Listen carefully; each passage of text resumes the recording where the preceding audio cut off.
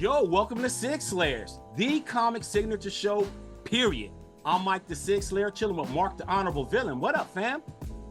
What's up, Mike? The first show of the year, man. We finally got him. The man behind the machine, the king of crossovers, the mad ghost. Let him know who we got. Joining us today, we have one of the best in the game, the great Geoff Johns. But before we chop it up with Geoff, please like, subscribe, hit the notification bell, and please comment. All right, let me calm down. Our next guest has written more DC pages than any person alive. He brought to you Infinite Crisis 52, The Flash, Flashpoint, Justice League, Three Jokers, Superman, Action Comics, Teen Titans, Blackest Night, and the most epic run of Green Lantern ever. Here to promote his latest adventures with Ghost Machine Productions, ladies and gentlemen of the Stash Land, we bring to you the one and only, the comic book genius, Geoff Johns. What's up, Geoff? What's up, Mike? What's up, Mark? Thanks for that very nice intro. I like seeing crossovers. I've not heard that one before. That's funny. We're so excited to have you here. We're just going to just dive right on in, Geoff. Do it. Let's get started. Okay, so since it's your first time, Geoff, we like to get all of our guests comic book origin story. In other words, how did you get your first gig in pro comics? Get onto pro comics. Well, I was working for Dick Donner in LA, and we were shooting a movie called Conspiracy Theory. And we moved to New York for 3 months, and we shot that movie. And while we were there, some people from DC came to set, and got to know them a little bit. Started pitching an idea for Stargirl, Stars and Stripe. That was, based on my sister who had died the previous summer. And it took me a while because I had a full-time job as an assistant to Donner. It took me a while to kind of come up with the idea, the pitch, and I was working with an editor named Chuck Kim. He got Lee Moder on board, who I loved Lee's work from Legion of Superheroes, and we put the pitch together. I remember I met Peter Tomasi way back when, because originally it was a miniseries. He goes, "Why don't you make it a monthly?" I'm like, "Oh, I didn't think about it." I was like, "I guess I could. Maybe I'll have time for it." And so we did, submitted it, Mike Carlin, and the whole crew over there. Eventually, I remember I got the phone call from Chuck that it was approved, and I was like, I couldn't believe it. I was so excited. I was out in Malibu in a trailer. We were shooting Lethal Weapon 4, and I was on a trailer. The phone call, and that was the very beginning of it. I just thought I was going to do Stars and Stripe, and that was it. That was it? Well, I didn't really. I loved writing comics, but I had a job. I had a full-time job working for Dick, and long hours. A movie set, you're working. I mean, I was working 16-hour days, easy. So I was writing on the weekends, and I never forget. I'd write on the weekends. I'd divide my day out, and I'd write on the weekends. And I'd go out one night. I'd let myself go out one night. But it was early, and then I met James Robinson and David Goyer. James helped me get Stars and Stripe approved too, because I'd met him. He was a friend, and he told Mike, "You should look at this. It's a cool idea." And so I credit James and Mike and Chuck for really helping me get in the business. And then was writing always your forte? Was writing, like, even in the film, was writing like your base? I wanted to write. When I was in college, I was studying film, writing, directing, production, and then I took some art classes. Like, when I was really young, I wanted to write and draw comics. Yeah. I have a stack of characters, like original characters. Some of them have made their way into the DC universe. Girder, a Flash villain. He was one of my characters I created when I was a kid. Another character named Plunder. I have like comics of Plunder. He was a Flash villain. There's a lot of characters in the Tar Pit. He's a Flash villain that I drew. I have drawings when I was probably 10 years old of Tar Pit. Oh, wow. Yeah, and so I was, I put a lot of my, there's more than there's more than those characters too. In like, there's I'd have to go through now and really, because I forget like who did I create before DC, and there's a handful of them that are in the DC universe now that came from my childhood that are kind of fun. But anyway, yeah, I wanted to write, produce, direct. That's kind of what I wanted to do. And then the more I got into the business, the more I liked writing.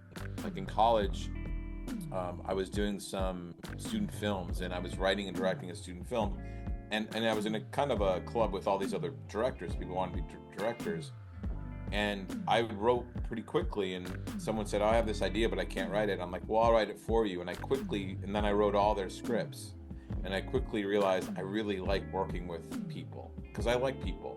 I don't like sitting in a room alone typing all day. It's super boring, but I do it a lot. I love working with people. That's why I love working with directors. I love working with artists. Like, I love working with a collaborator, because it's just so much more fun. It becomes much more rich, and I enjoy it a lot more. So I got quickly in college, and then out of college, I got way more into writing and collaborating. I love collaborating. And so comics was this perfect thing. And it also, comics was an easier lift, because writing comic and having it illustrated and published isn't as, there's not as many hurdles, economic hurdles, like getting a TV show made or a film made. Like, I've written tons of screenplays that have never gotten made because of that hurdle. But comics I've written, there's like 2 comics that I've written that never got published out of all of them, because one was I was supposed to do an arc on All-Star Batman and Robin. I think it was with Adam Hughes. And so after Jim Lee and Frank, you guys were supposed to take over the helm? No, this was originally Jeff Loeb and Jim Lee were supposed to do it together. All-Star Batman and Robin. And then Jeff went to Marvel, and so Frank did it, and then it just changed everything. But I actually have a script, issue 13 of All-Star Batman and Robin. And it was introducing Barbara Gordon and like this whole thing. I actually, when that went away, because then All-Star Batman was totally different from what it was going to be under Jeff. And so when that went away, I'm like, oh, it was kind of like Absolute Batman before Absolute Batman. And so I went and I just shelved that script. But I eventually took some of those scenes and some of those ideas and used them in Batman Earth 1. So it wasn't a total loss. I have to ask, speaking of that, complete segue, you talked about collaboration. I want to get into your collaboration with Gary Frank, and take us back when you were first writing Geiger, and how Mad Ghost evolved into Ghost Machine, and how Gary was an essential ingredient in that. I mean, Gary has been my collaborator since like 2000. I mean, I think we started working in like 2001 together. And I had been a gigantic fan of his artwork on Incredible Hulk and Supergirl. Like, I just loved Gary Frank's artwork. I was dying to work with Gary Frank. And I was at Marvel, and he was there, and I told Tom, if there's any chance I can ever work with Gary Frank, I'd love to. And Gary had an opening to do a few issues of Avengers, so we did 2 issues of Avengers together. And there were character issues, and I loved writing them, and his artwork was amazing. And after that, I signed with DC shortly afterward, and I said, if you ever want to do a book over here, let me know, because I really want to work with you again. He said absolutely. And then in 2005, it just so happened his contract was up. I was going to do Superman, and I'm like, and Gary's like, I mean, you guys know his Superman work. He is the quintessential modern day Superman artist. I don't care what anyone says. Gary Frank is it. And I got so lucky that I got to do that run of Action Comics and Secret Origin with Gary Frank, because he crushed it. Guilty. Yeah, and so Gary and I did that, and then we did Action Comics, we did Superman Allegiance, Superman Brainiac, then we did Secret Origin, then we went and did Batman Earth 1, we did Shazam, we did more Batman Earth 1, and then we did Doomsday Clock. And we were working on Doomsday Clock, which was a lot of work. It was 30-plus page issues, the hardest scripts I've ever had to write, the hardest illustrations Gary's ever had, 9 panel pages. But it was so much fun. It was so rewarding, and it was a Superman story. Doomsday Clock's a Superman story. And I love that it's a Superman story because Gary Frank and I on Superman together, I could do it forever. And so when we were completing that, we were on issue, I think we were on issue 11. It was late 18, I think it was late 18 late 19.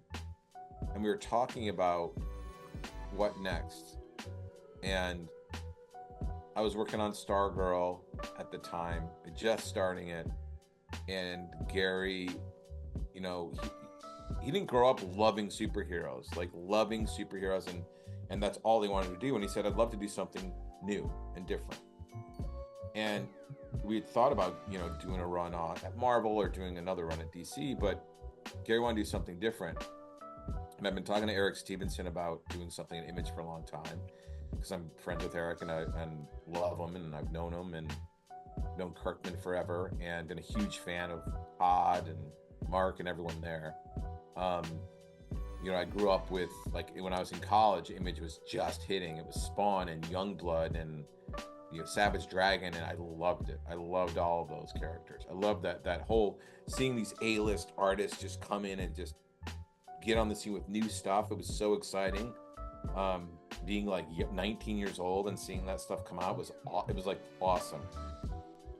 And so I got excited about it and talked to Gary, and Gary's like, yeah, and we started talking about what ideas, and we came up with Geiger. We're both dads, and, like, you know, we both have a lot of anxiety over protecting our kids in this crazy world, and some of that was about Geiger. We're big fans of Mad Max and the Hulk and Clint Eastwood westerns, and like we just started talking about what this book would be and who this character was, and the character and I love that idea of a character trapped between sympathy and savagery, I call it, because he cares so much about the people he cares about, but he will totally mess you up and go medieval if you threaten him. And I love that. I love that he's so caring and he's so violent. There's just a great, like, I love those polar opposites. He's extreme, and he's not centered. He's extreme. He's either really violent or really caring. And that to me is such a great character. Like, I love the scene in Geiger 3 when Barney can't sleep in the library because he was traumatized in the library, saw his mother and his siblings killed in the library, and he can't sleep. And Geiger's like, figure it out. We're only here a night. And then he sees Barney's sadness and he says, come here. And he just sits by him and he just puts his hand on Barney as he reads a book, and Barney sleeps. I love that small moment because that shows who he really is after he messes up, you know, the 100 Oregon people. But anyway, so we pitched Geiger and in early 20, okay. I think. I have the first script was written April 1st, 2020. I think that was before Doomsday Clock was even done. Maybe it just come out. And then we got going and we did it, and it was great. And we thought we were going to do that, and then we go do something else at Marvel or DC or something. And it was so fun and worked so well. We're like, well, let's do Junkyard Joe. And while we were doing Junkyard Joe, we started having conversations with Brian Hitch and Jason Fabok and Brad Meltzer and all these other creators that were, I think, like us, wanting to do new stuff, right? Wanting to have more creative control, even have control over the paper quality. Like the paper, like the cover stock was really bad on some of these books that we're working on. And we're like, why can't we do this? And they're like, no, it's too expensive. Or when the books would come out, we wanted to have enough books in the can so they wouldn't ship late. You know, we wanted to do stories and characters that I remember, like, I'd have to fight to do sometimes Booster Gold or Aquaman even, you know, or Shazam. Like they want us to do the big characters. And doing a book like Redcoat, you know, about a British soldier, a more British soldier, probably in the 1800s isn't the most commercial book, though we think it is. They would think it from the bean counters, not so commercial. So all of us started talking about how can we make this business better for all of us, for the creators. And we looked at Image, and I'm like, look, Image is a great place to work. We looked at the original launch of Image and all those awesome creators getting together and kicking ass. And with amazing art and characters at the center of it. And that's what we wanted to do, is we wanted to kind of take that and evolve it into the next level. And that was like, well, how do we evolve this? Well, we work with people we absolutely love, and we own everything together. We own the whole company together. We run the company together. We rise together. And we curated the line of books and curated the creators involved and the people as part of the company. We're over 20, I think we're 24 people now total.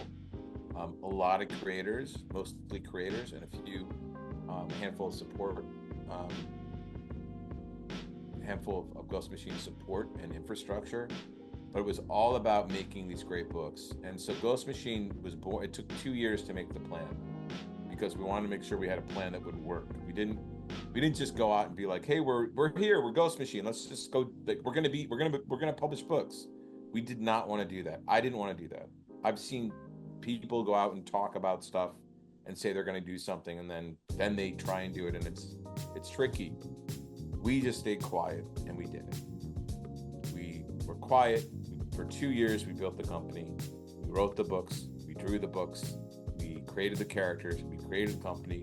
We built, when we would announce it, we built our publishing schedule with Image.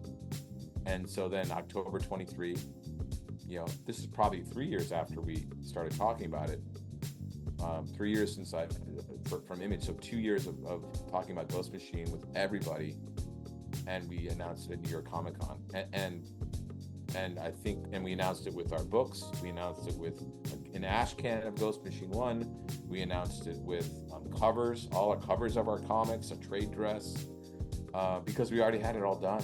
And with the beautiful, Gary's added characters like Northerner and Hornsby and Halo here, and the High Street characters to this spread now. We had a booth at New York Comic Con with this. And for us, it was really important to just do it. And when we were gonna launch it, it's coming out, here it is, and then go do it. You guys currently have 6 ongoing titles. You're writing 4 of those titles for Ghost Machine. Rook Exodus just ended its first arc. Yeah. Hyde Street just started, and then there's Geiger and Redcoat.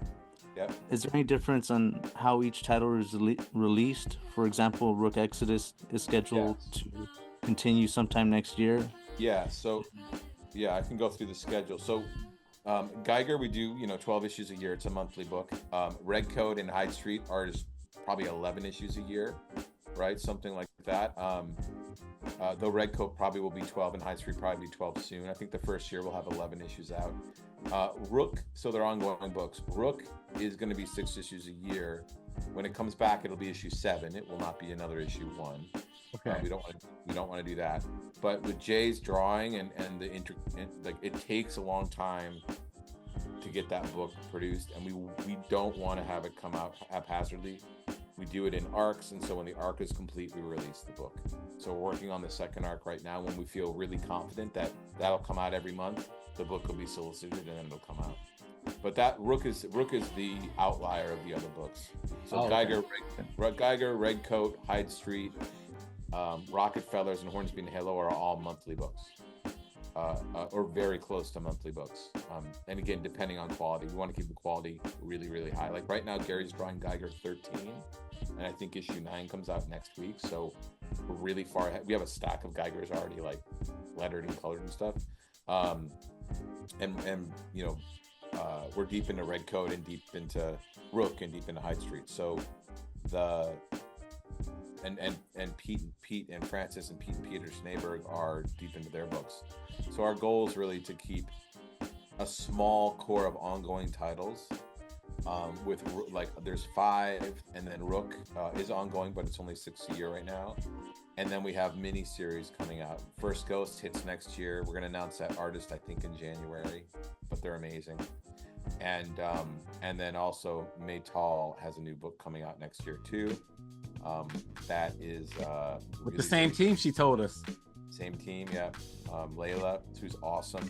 So the team that did Devour is doing another book, and they're on, I think Maytal just turned in the 3rd script already. So we're getting pretty far ahead on that.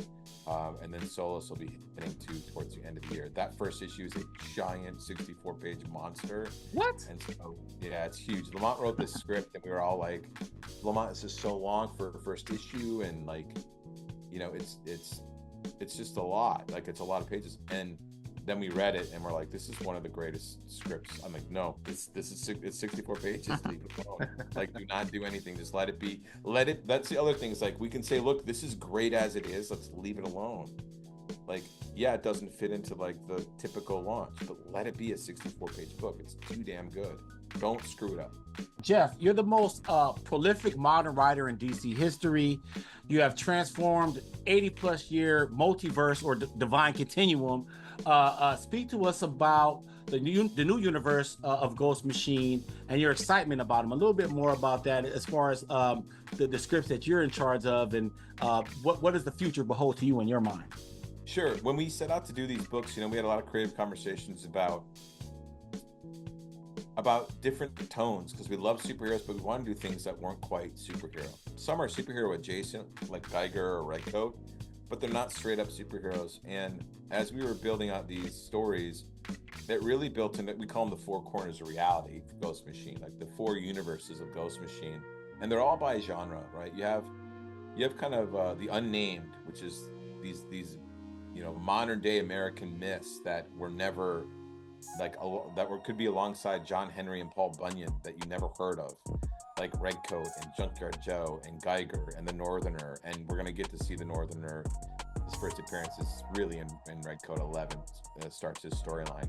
But the idea for the unnamed was this action adventure characters that took place between the birth of America in 1776 and the death of America 25 years from now with Geiger.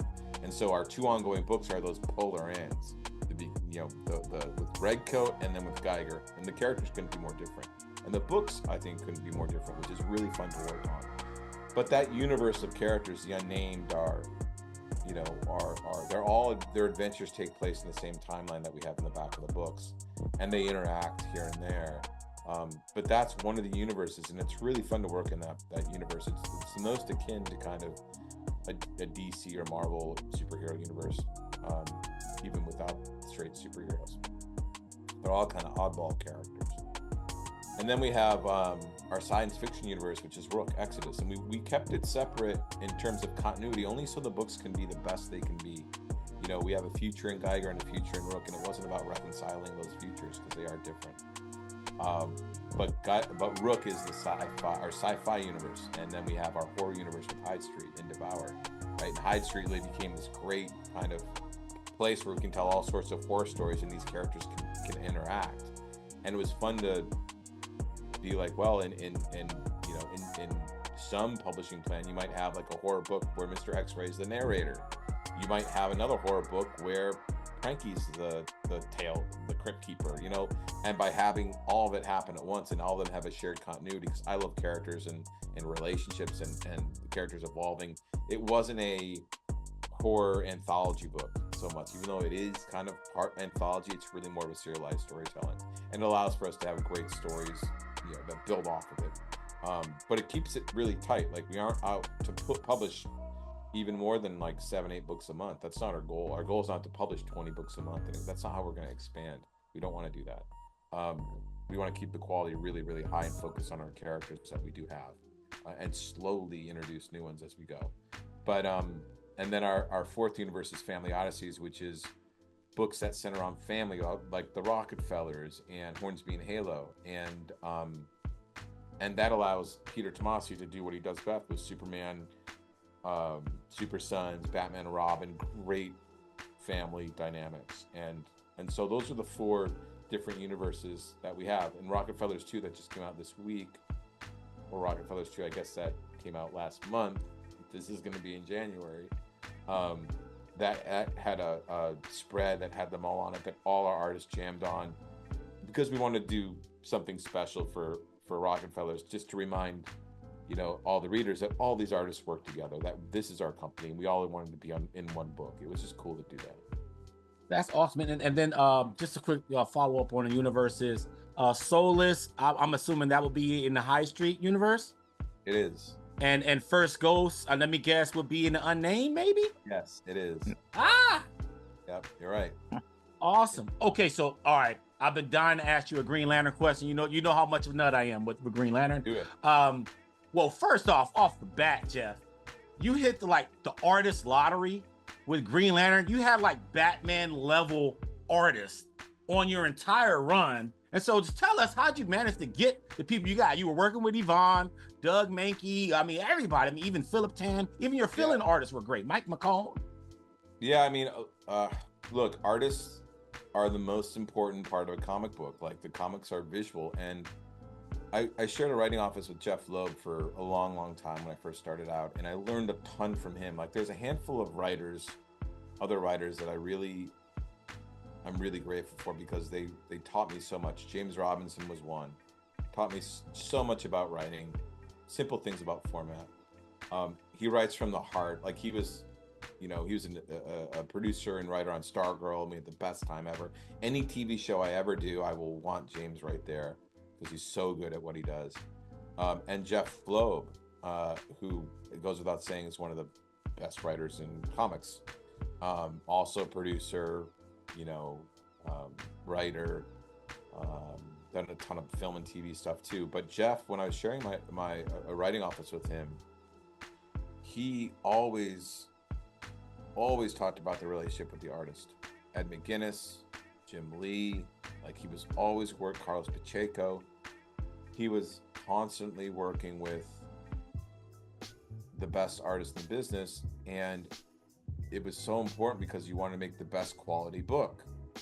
And he was right. Best quality book. It's all about the quality of the book. I think too often people think the writer overshadows the artist, but it's actually completely not true in a proper collaboration.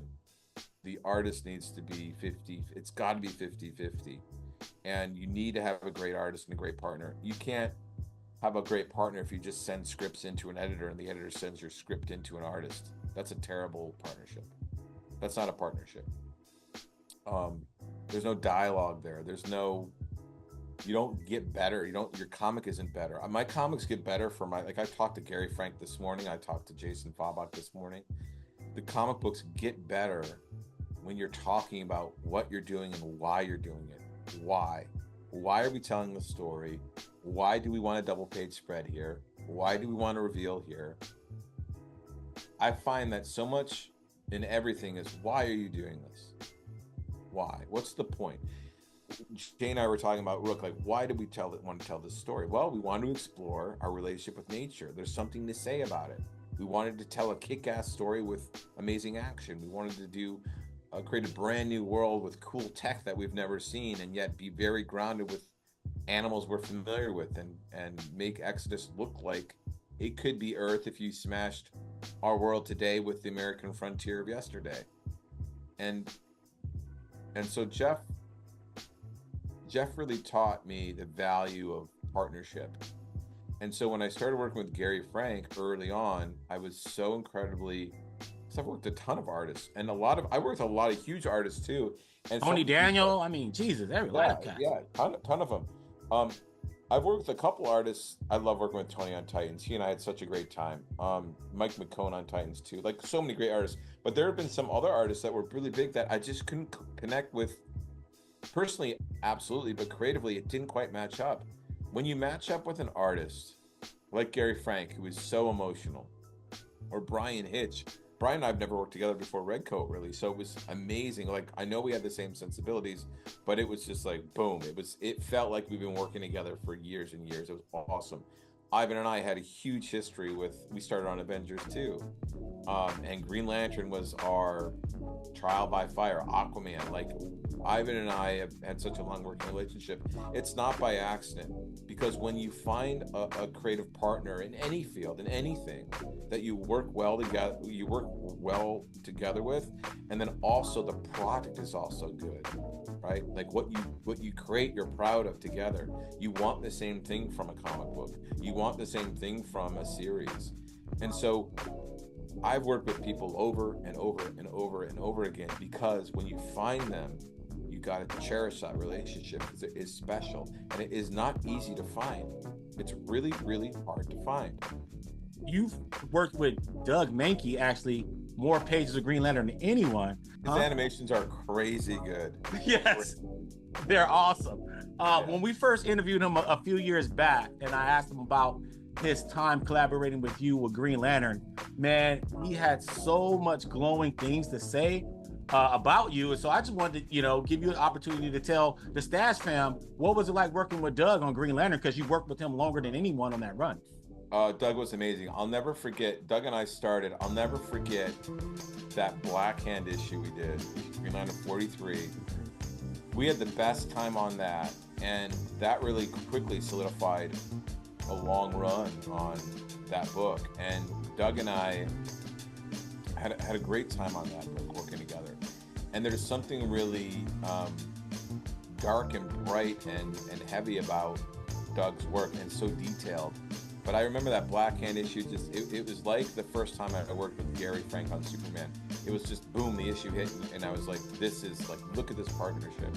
That was a really amazing partnership. I would love to get Doug Mahnke over to Ghost Machine. I used to say this all the time, like, there's so many classic, like Jerry Ordway, Dan Jurgens, obviously George Perez was as well. Right. Classic DC artists that just, their careers are so insane. Doug, they should be celebrated. Doug really made a tremendous mark on everything he did. I remember Major Bummer. I love that book. Okay, so shifting gears, 3 Jokers now, man. I went gaga. I bought every single cover that was published, like legit. Shout out to Carl D'Angelo for making that happen for me. The concept of 3 Jokers was introduced in Justice League 50. Yes. When 3 Jokers was released, it was a miniseries on a Black label. And so was that the original intent, or was 3 Jokers supposed to be like within like a Batman title, or was it always meant to be a miniseries? It was always going to be, it was always going to be a mini-series or a story.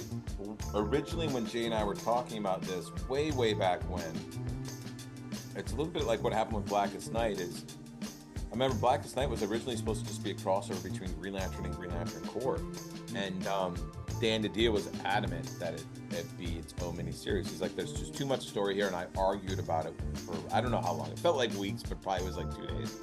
I was like, no, Dan, it's got to be in this, because I was being overly precious with it, saying I don't want to have it sell out, blah, blah, whatever, and feel like a sellout. But eventually we talked about it. I'm like, well, here's all the story. He goes, that's a lot of story. I said, it is. And also I have more I could say about it. So eventually we did pop it out of Blackest Night, and I'm so glad we did.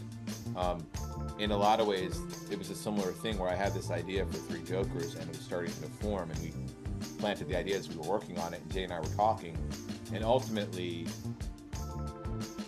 I remember the story dictated that it not be in a monthly book, that it was more prestige format. It was more of a follow-up in my mind. It was a follow-up to Killing Joke, obviously, Death in the Family, and Batman Year One, in a way that it was exploring Bruce's relationship with Joe Chill, the man that killed his parents. And so I looked at all these 3 tragedies, because that's what really was about. It's about, Barbara Gordon getting shot and put in a wheelchair. It was about Jason Todd essentially dying and being murdered by the Joker and finding his way back, and about Bruce and the loss of his parents by Joe Chill. All this, like, and also the trauma that the responsibility he felt with Barbara and Jason, and the trauma that came out of all this. Because, as I told Jay, we talked about it a lot, 3 Jokers was a story about healing. And sometimes you heal right, and sometimes you heal wrong, and you need to re-break the bone. And it's painful to do that. And this was all about healing. And so as the story developed, and clearly, like, we didn't want to be rushed either, where they're like, hey, part 3 has to be drawn by somebody else. Like, there's a reason Jay drew every cover on Batman 3 Jokers, because they wanted to have all these different artists drawing Joker covers, and we're like, no, we want to keep it.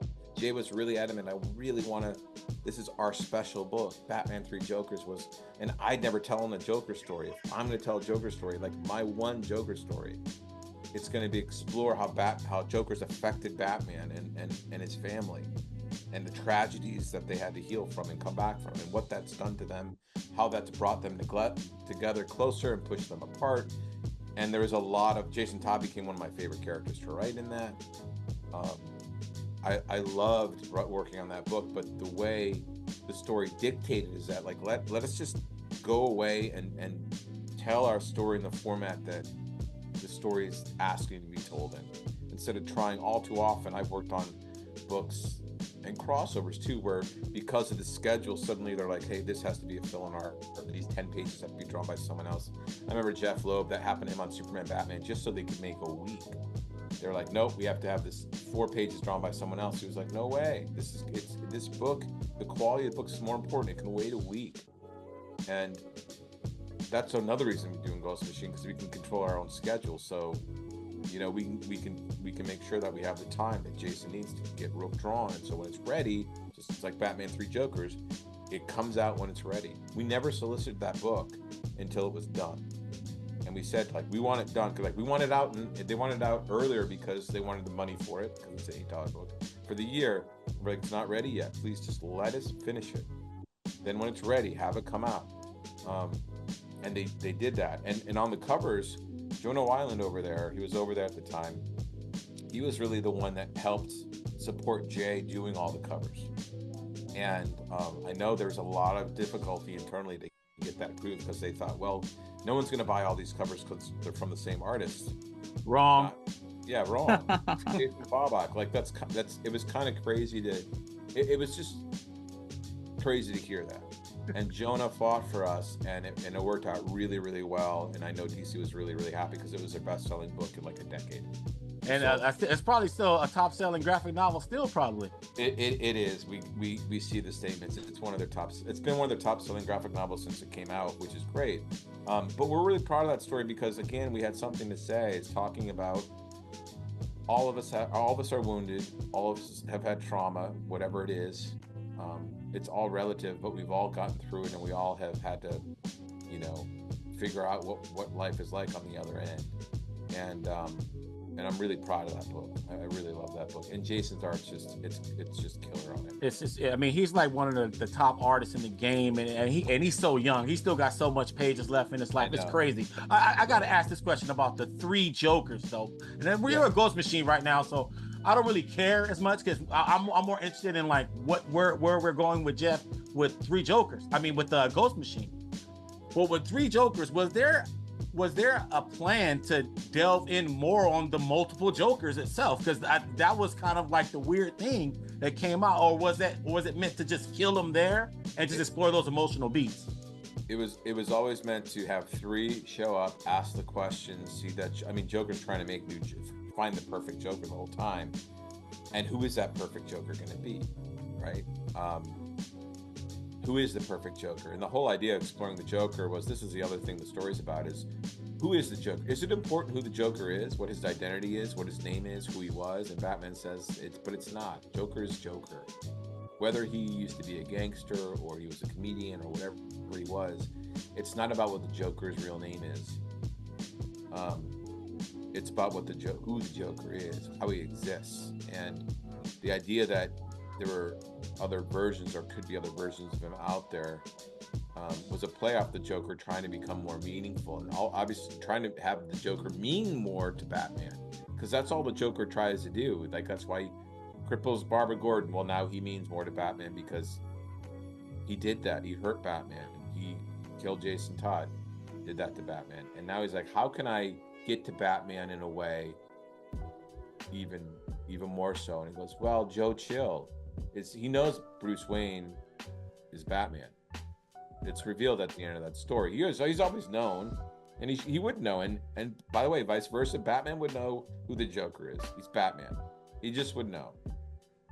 And the whole idea to me was that it wasn't important. What Joker did in that story is he put Joe Chill in position and Bruce in a position where Bruce saves Joe Chill. And Joe Chill and Bruce have a moment where Bruce forgives Joe Chill. And the moment he does that, the Joker goes, I got you now. Because now I can be your greatest pain. You're not going to ever, like, he is no longer your greatest pain because your anger is not at him anymore. It's going to be at me. That's what I want. I want your attention. I want everything from you. I want an asshole. Joker's a jerk.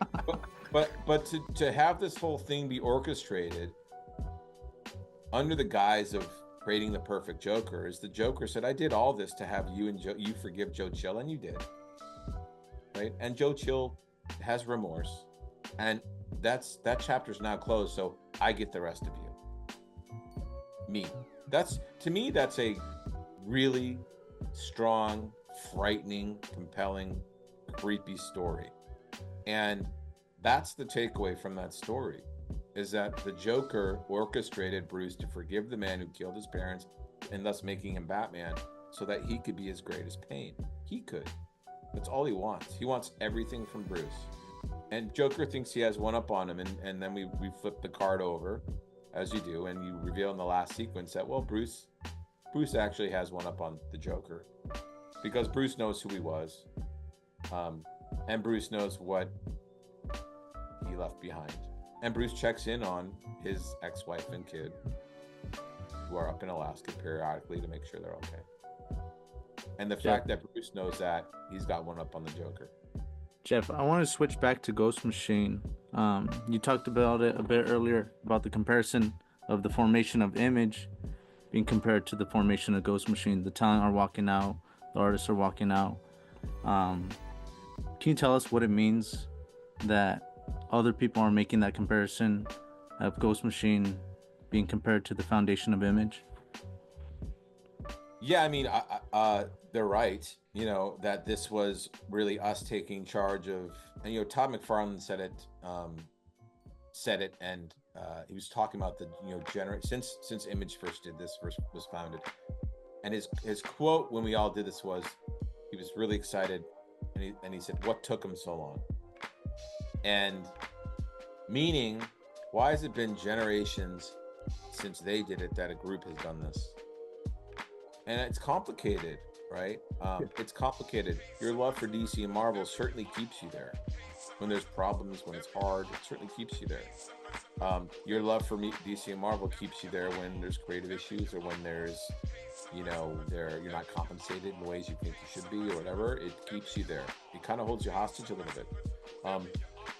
Todd is right, though. Like, us breaking away, the one thing I love, or one of the many things I love about it, is that we all of us at Ghost Machine have so much different experience in the business, in all aspects of the business. We bring it to each other so we can talk about, what do we want to do that we know we believe is the right thing, and what do we want to avoid that we believe is the wrong thing? What do we want to spend our money on, like good cover quality? What do we believe in? We'll believe in characters. We believe in consistency. We believe in collaboration. We believe in creators. We believe that the books are only as good as their creators, and it's all about the creators.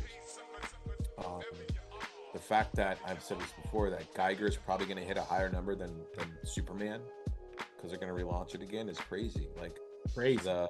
That's crazy. There's one version of Geiger. There's one version of Redcoat. There's one version of Rook, one version of the High Street characters, Rockefellers, one version of Halo, and these are their stories. And we wanted to create something that was ours and that was from us. Redcoat wouldn't exist with any other team but Brian and myself. It just wouldn't be the book it is. It wouldn't exist. It wouldn't be what it is. And have the best letterer with Rob Lee, the best colorist with Brad Anderson, like having the best of the best editor-in-chief with Brian Cunningham, people like Mike Cotton and Danny Ward, like having real comic fans be the people that run the company, that actually love comics, that believe in comics. That's their main focus, is making great comic books. Geoff, I also wanted to ask you, what goes into the collaboration? What goes into your writing process? How are you able to juggle so many projects at once? And how are you able to switch so many modes for writing projects? Well, I love the different tonalities I work with, and I do about a book a week. So you know, can spend a book in Geiger's universe, or a week in Geiger's universe, and then a week in Redcoats, and so on. But the collaboration process is just like, you know, Gary and I had a talk today about the final scene of this new arc and how it was going to roll out, how many pages I think I need for it, and why I'm telling the story, the emotion of it, the impact of it, some of the visuals of it. So we'll just have small conversations like that. Or we'll have big conversations. Brian Hitch and I there's constant conversations going on about storylines in Redcoat, and Ivan and I talking about new characters that spring up in Hyde Street,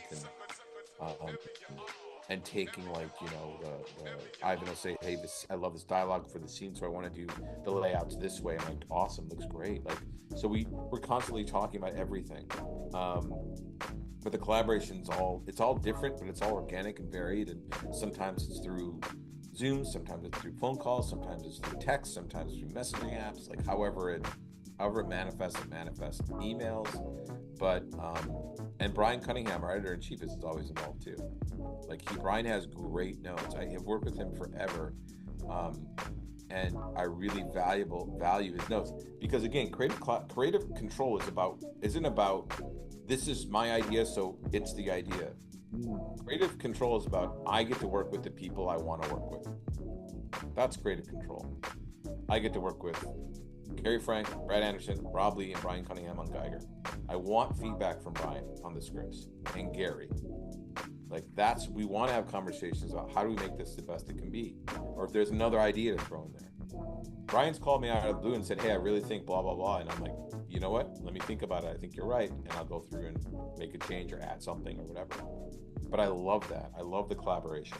Speaking of collaboration, you were a main player in the DC television universe, but Stargirl was your baby, obviously. Yeah. You have your roots in television and film. Should we expect to see any Ghost Machine properties on any screen in the future? I mean, look, there's always people inquiring about it. We have ideas for it. You know, eventually, of course, love to see it. Our main focus, though, is ongoing books, making these books great. We've got Geiger's already in development. That's out there already, which is cool and exciting. We have some other things happening, but we're really focused on making sure our comics are great. Like, that's why we're not doing Redcoat for 6 issues and then doing another thing for 6 issues and another thing for 6 issues. I feel too often there's a lot of independent companies out there that are just churning out miniseries that are old TV pitches. It feels like it, and we really are in the business of ongoing books. So yeah, it'd be awesome, but it's going to be from the characters we're doing now, because these are the characters we're committed to. Jeff, we're heading to the beginning of year 2 of Ghost Machine. What are your reflections on year 1? We just had a kind of a town hall company Zoom actually this week, and talking about just ending the year out, because we're recording this in December. And it was great because we're all over the world. You know, a lot of us are based in Los Angeles, and then it's Florida, Delaware, Ontario, Toronto, England, Italy, Copenhagen, Brazil. Like, we're all over the map. France, like everywhere. And so we can have these great company Zooms, and we had this town hall. We just talked about the first year, and in New York too. And we just looked back at it and was like, we're really proud of the books. And they came out, they sold better than we even hoped for. The reaction's been amazing. We're all having a great time. And we looked at the first year and, like, we did a lot of shows by design to get out there and talk about the books.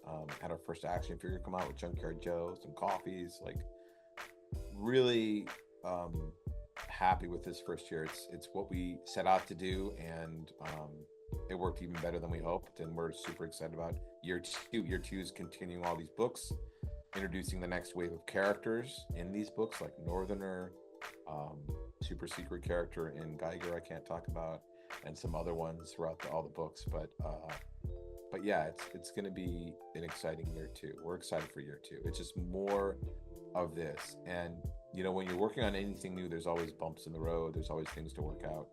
And I always say this: be prepared for bumps in the road, because if you're prepared for them, you won't be shocked when they come, right?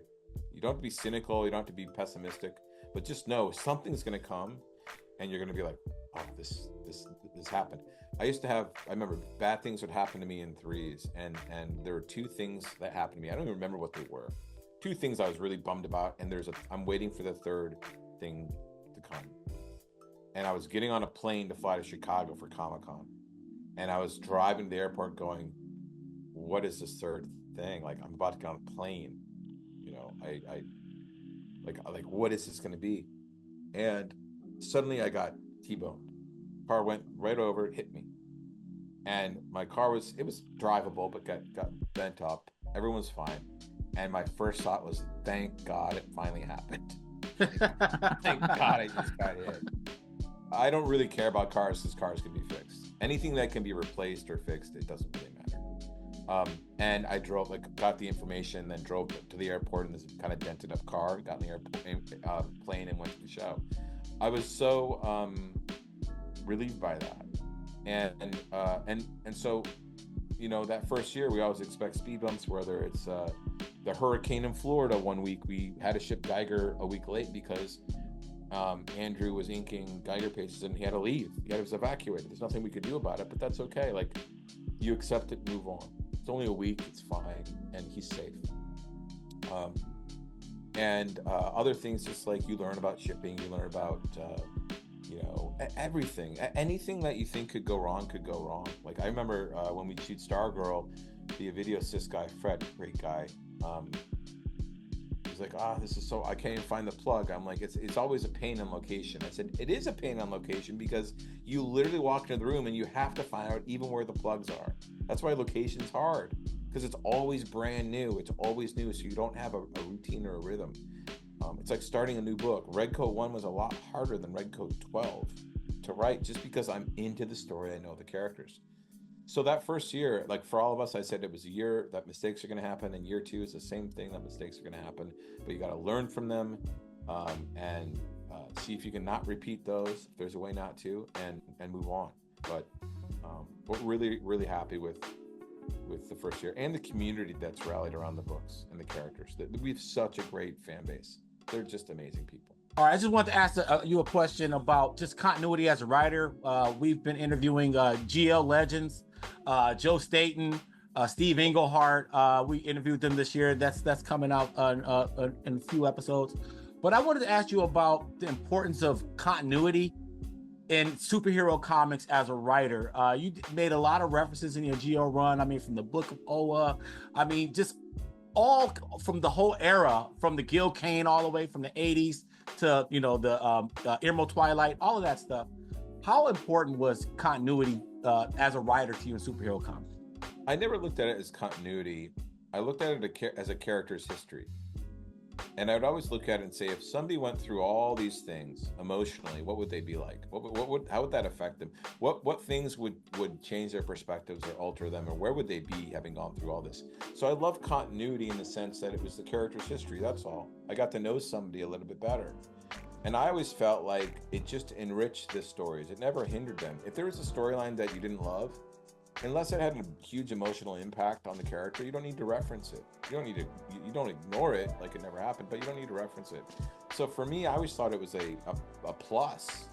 And if you've read comics for any length of time, which more and more, I think comic readers have read them a long time, you know these things.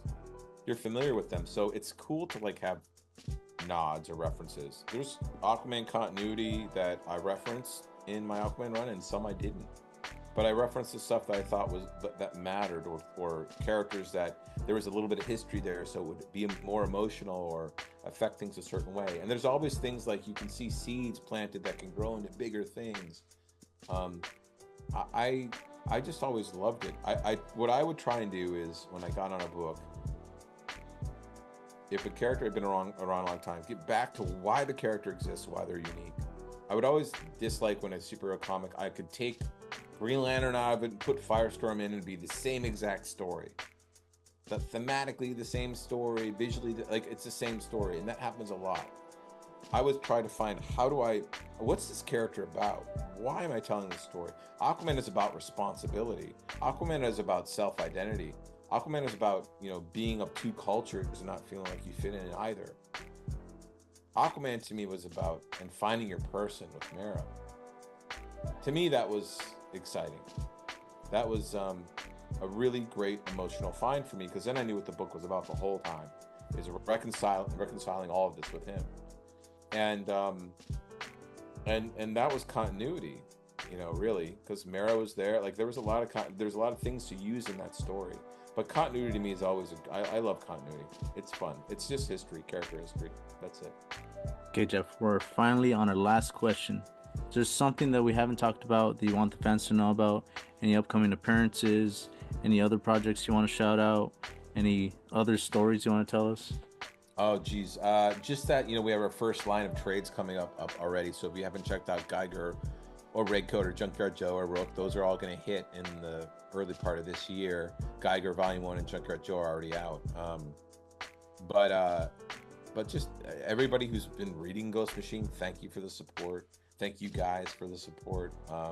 It really means a lot to us, because we put everything we have into this every day, and we really believe in these characters and these books, and that the world still needs great comic book series out there. We just want our own little corner in the comic shop where if you see Ghost Machine on it, it's going to be a quality book. It's going to have beautiful artwork, a great story, and a great character at the center. Awesome. Be sure to visit ghostmachinepro.com to give you all the information you need about the Ghost Machine characters, the creators, the whole shebang. Visit ghostmachinepro.com. Geoff, man, this was awesome. Thank you so much for joining us, man. Just know you always have a home here on the Six Layer Station. Thanks, Mike. Thanks, Mark. Happy New Year, guys. Thank you. Thank you. Well, that's all for our show. If you like what you see, please subscribe and hit the like button. This is Six Layers. I'm Mike, speaking for Mark and Geoff Johns. We are out. Peace. Six Layers.